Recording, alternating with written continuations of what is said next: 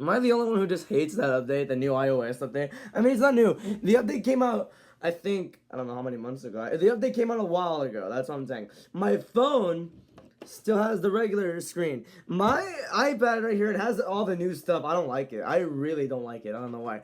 I should not have let it update, but it has automatic updates. Even though I switched it off for that one, it still updated by itself, which I didn't want it to happen. So now, like during the stream, I'm gonna have to like work around the new edits and all that. So great. It's gonna be so much fun. Anyways, welcome to the video.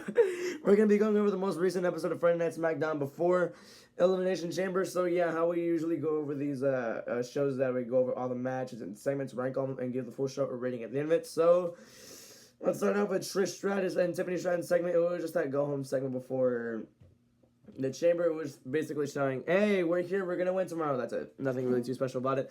I'm giving it a 2.8 out of 5. So yeah. Next up, you had Tiffany versus Chelsea. I mean, it was right to have a DQ, but I kind of wanted Chelsea to kind of roll her up there. I mean, Chelsea needs momentum at this point. She had a street fight on Friday as well. I didn't even know that until like a few minutes ago.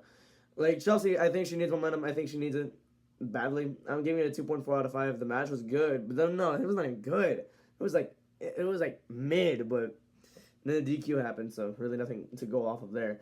Not the greatest start to SmackDown, I can tell you that. And then we have grabs. I'm just kidding, not grabs, but a good match. Andrade versus Jacob Fatu. Andrade versus Jacob Fatu, and a really good match, and a pretty good match in my opinion. Not really good, but pretty good. Good enough. Good enough for me. It was qualifying for the triple threat that would happen in the main event. Jacob Fatu won. It was a good match. 3.3 out of 5. So yeah, that's that.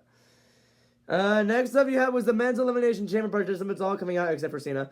But honestly, I mean, this hyped me up for the men's chamber match a lot more because I originally wasn't that excited, even though like the names in there are insane. I wasn't too hyped for it, but then seeing like everybody do amazing on the microphone, it just like wow, it was great. Like just seeing everybody do great on the microphone, it just added to this segment. It was really good. And Logan coming out to Cena's music pissed me off because I wanted to see Cena. But yeah, it is what it is, I guess. But that was a really good segment. I'm gonna give it a 4.1 out of 5. So yeah. Next up was LA Knight versus Santos Escobar. Good match. Nothing really to go off of there. Good finish too. 3.3 out of 5. Same rating as the Andrade match. Good match there. Next up was Sami Zayn and Kevin Owens. Segment. This was their last segment before the Elimination Chamber. This time they did it right with this story that's really hot right now. It was Sami from the ring. Sami did it from the ring on SmackDown, and then Kevin did it from the ring in the. Is it the? I'm gonna call it the Sky Dome. He was in the Sky Dome and he was in the ring there. So, yeah, this the last segment before they would go on to the Elimination Chamber match. It was a good segment. I can't remember much from it, but I remember rating it a 4 out of 5. So yeah, pretty cool there. Next up was Braun Strowman versus Carmelo Hayes. It was terrible, but I loved the ending. So 1 out of 5, but still terrible. Carmelo still finding these ways to win against Strowman is just pretty cool. He won 1 out of 5. Next up was Roxanne Perez in the Judgment Day versus Bayley, Naomi, and Bianca Belair.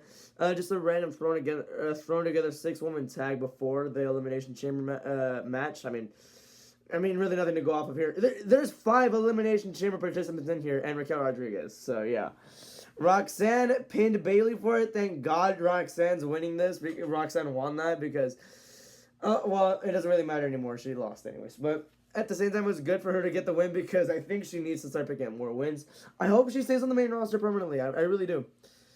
Although, I wouldn't mind if she has a good laugh story in NXT. I would not mind that. But she's due for that main roster run. And they're going to push her like Tiffany, it looks like, because of the way they're booking her already. 3.2 out of 5. So, next up was the main event triple threat between Jacob Fatu, Carmelo Hayes, and LA Knight. Honestly, pretty fun match in my opinion. I forgot who won. It was LA Knight, right? Yeah, it was LA Knight. LA Knight ended up getting the win there. I don't remember what else happened in this match. Me and Hector were so turned off after the Cena segment, or after the Cena troll. Like, oh my gosh. I thought it was a great match. I'm going to give it a 3.5 out of 5. So, yeah, pretty cool there. And then you had Cody Rhodes, the segment come at the end of the show. And it's Cody's, like, contemplating if he's going to sell his soul to The Rock, which obviously we know that he didn't, but at the time, let's just pretend that the Elimination Chamber hasn't happened yet. Like, what does Cody do here? And honestly, like, it was pretty predictable. He would say no, but in some sort of way, and the way we saw it was not the way we expected. But Cody's just stuck in a state of what the hell do I do here? And here's Rock coming out in the Titantron. He has a weight belt. It says Cody Soul and the death date of Dusty. Honestly, pretty insane there. Rock is just like building all this hype for that segment, and I think they did a pretty good job here. I'm gonna give the segment a 3.5 out of 5. It was well done. Not great, not the greatest thing ever, but it was well done. This segment did not want me to kill myself after the end of it because the Rock and Cody segment from the week before. God, this one thankfully was not that bad. So yeah. If I had to rank all the segments, the Man's Elimination Chamber participants, it takes my number 1 spot for me. Sammy and Kevin's segment goes number 2. It's a close second there. Match of the night was the triple threat between Jacob, Carmelo, and LA Knight. Cody Rhodes' segment goes 4th. LA Knight versus Santos goes 5th. Andrade versus Jacob goes 6th. The 6th woman tag goes 7th. Tiffany and Trish's segment goes 8th. Tiffany versus Chelsea goes 9th, and the worst match of the night was Braun versus Mello. It was a good show. It was a step up from how it usually is. I mean, I don't know. It's been mid, and the week before it was terrible. The show was good, and I think it's a step in the right direction. Everyone's saying it was the best SmackDown we've seen in since 2024, or the best SmackDown we've seen since January 3rd. I think it's a good SmackDown. I think it's a step in the right direction. It's slowly building up to the point where they're gonna try and utilize the 3 hours correctly. So yeah, 3.4 out of 5 for now. But it's getting there. It's getting there. That's a good thing. So yeah, I'll do it for this review. Thank you everyone for watching. I'll be back tomorrow with the. No, tomorrow's gonna be the NASCAR review because I'm going chronologically. SmackDown happened first, and then the Coda race happened before the Elimination Chamber. So NASCAR goes second, and then on Wednesday the Elimination Chamber review, and Thursday the Raw review. Friday, I don't know. Thank you all for watching. Have a great day. Goodbye. I'll be streaming Raw.